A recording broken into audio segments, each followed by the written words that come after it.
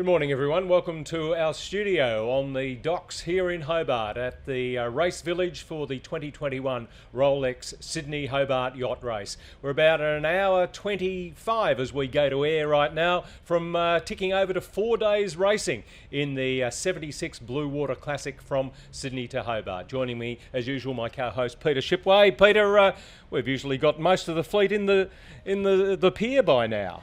That's right, we normally do, and the race is well done and dusted. We know who the winner is, but that's far from sure at this stage who's going to win the Tattersall Cup. We know Blackjack got line honours, but there's only about 9 boats have finished, and it's very quiet in the river at the moment. It's very soft in Storm Bay, but outside Storm Bay, down the east coast, there's a good northerly. So it's bringing some of the little boats right into handicap calculations, and it'll all depend on what happens around Tasman and tonight, as always, in this great race. In this section of our telecast, we're going to concentrate on handicap and two-handed. For the first time this year in the Rolex Sydney Hobart, we have a two-handed division. There's 10 still racing there, and as Peter said, only 9 boats have finished overall. 51, hopefully, fingers crossed, will be considered as finishers this year. So a much diminished fleet from the 88 that started on Boxing Day in Sydney Harbour. But handicap, that is the overall trophy, the Tattersall's Cup, which is being displayed in the village behind us right now. Who do you think has got one hand on it? Well, I hate to predict, but look, if the breeze is brisk as forecast down the Tassie East Coast today, that's where the majority of the fleet are at the moment, of the smaller boats, and we might bring up the trackers shortly and have a look at them. They're sort of placed sort of south of St Helens, around the Shooting Passage, even down to Maria Island, and there you can see the majority of the fleet that are still at sea coming down, bowling down in a good norwesterly down the coast, and Chutzpah, you can see there, she's in Storm Bay. She's been there for a long, long while, not going anywhere because it's very light northerly in Hobart. So progress across the bay is slow. But in the fleet of still racing, the boat that I like at the moment and is leading provisionally on handicap, and we keep saying it's a long way to go, so is the White Bay Azzurro. Shane Kearns' boat from Sydney, one of the smallest boats. There it is, off the bottom end of the Shooting. Freycinet just come into Peninsula. the Shooting Passage there. She, in fact, is a 34-footer, designed by Sparkman and Stevens, and is a sister ship to the 1969 winner, Morning Cloud, as we mentioned yesterday, Ted Heath's boat that won this great race all those years ago.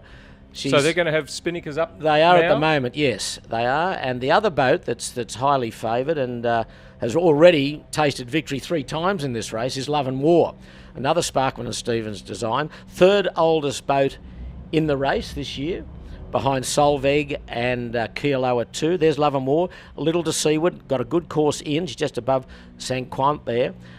She's about 30 miles from Tasman. As I said, 3-time winner of this race, an impeccable record. She's been in the single figures for many of her trips to Hobart. And Simon Kurtz, the skipper, is the son of Peter Kurtz, who skippered her to two victories. And you sailed under Peter twice to victory in this race. Yeah, and wow, that would be a great thing if she could win it for the 4th time. But, just looking at, the extrapolations of times of the boats that are finished and lead on handicap at the moment, Love and War's got to get in by 9:30 tonight. That's right. She's got to average about 7.5 knots, which is a big ask, given her size.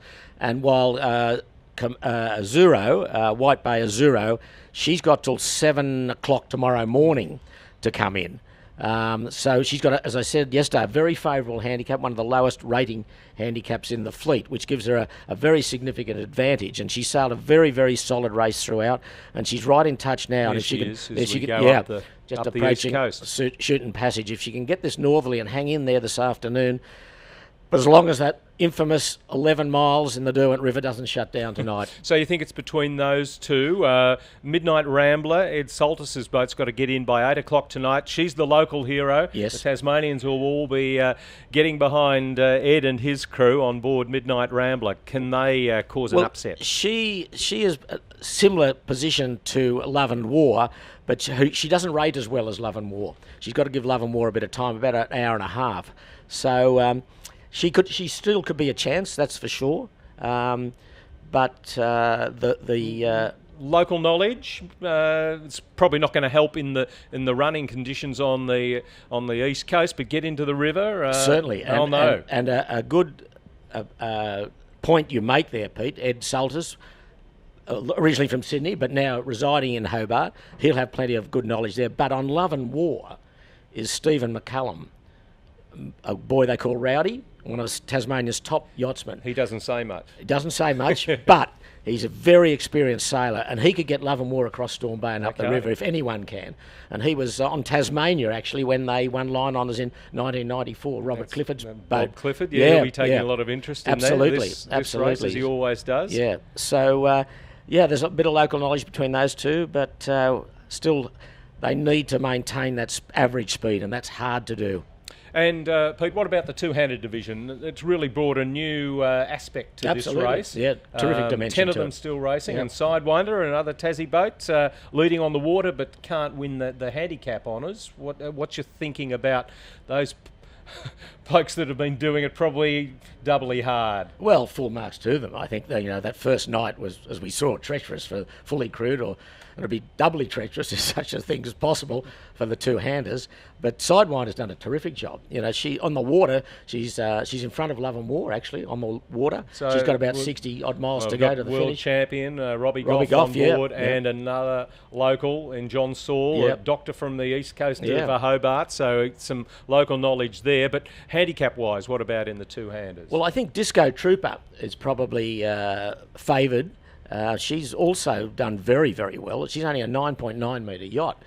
Tiny boat. There she is. She's coming down the east coast as well. She's off Maria, and two very good sails in Jules Disco Hall. Trooper Contender Sailcloth to give her a full name. Yeah, well, Jan Schulten, who's one of the co-skippers, along with Jules Hall, he runs the Contender Sail Loft business in Sydney.